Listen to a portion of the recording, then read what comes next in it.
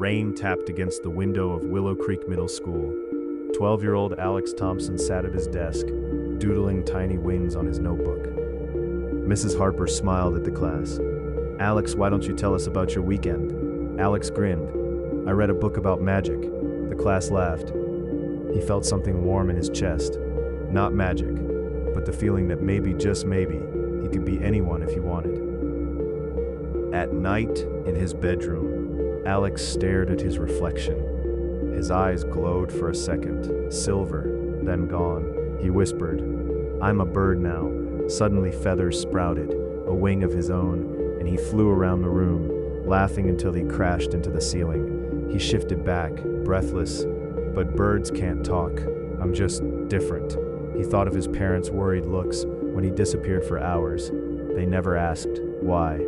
3 weeks later, after school, Alex walked into the empty classroom.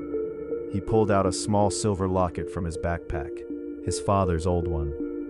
He closed his eyes. "I am Mrs. Harper." The change was smooth, fast. Suddenly he was her.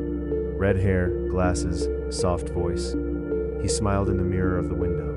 "I'm her now. No one will ever know." He practiced her walk, her laugh. Only the two of them remained. Alex, now in Mrs. Harper's body, sat at her desk. "I'm tired of being the weird kid. Everyone watches me. Everyone fears me. Just end it." He raised the locket toward her. "Alex?" The voice was wrong. Too sweet. Too familiar. He froze.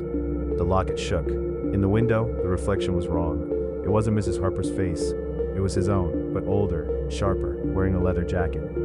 A woman stepped out of the shadows. Agent Riley came. "You've been practicing," she said calmly. "I've been watching."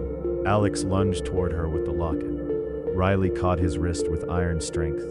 "You're good," she admitted, "but I'm better." She twisted his arm. The locket clattered. Then she smiled, the teacher smile everyone knew. "You really thought I'd stay dead?" She didn't scream. She just laughed softly. Alex pulled the locket again, his eyes wide with fear. Riley grabbed it mid-swing and slammed him against the wall.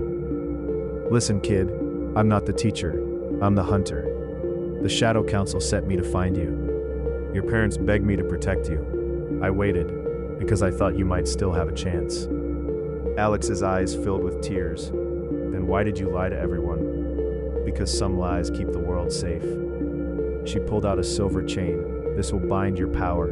No more flying. No more becoming anyone. Just you." Alex broke free. One last desperate shift into a tiny bird, and he darted toward the door. Riley's hand shot out. "You can't run forever." The chain snapped around his wrist. Pain exploded through his veins. His wings vanished. His voice cracked. He collapsed, sobbing. Riley stood over him, breathing hard. "You almost had me. Twice." 3 days later, in a dark concrete cell under the council's hidden bunker, Alex sat with the silver chain glowing on his wrist. Riley came alone. She knelt. "I liked you, Alex. The real you. But the world can't have shapeshifters running free. You'll stay here until you're old enough to be studied or put down." He whispered, "Will the other kids ever know?" "No," she said. "They'll just remember a perfect teacher who died in a tragic accident, and a quiet boy who moved away after his parents died in a car crash." She touched the chain gently. "You tried to kill your teacher. Turns out the teacher was the one who was always going to protect you." Alex pressed his forehead against the cold wall and closed his eyes. For the first time, he didn't want to change into anyone else. He just wanted to go home. But the chain hummed.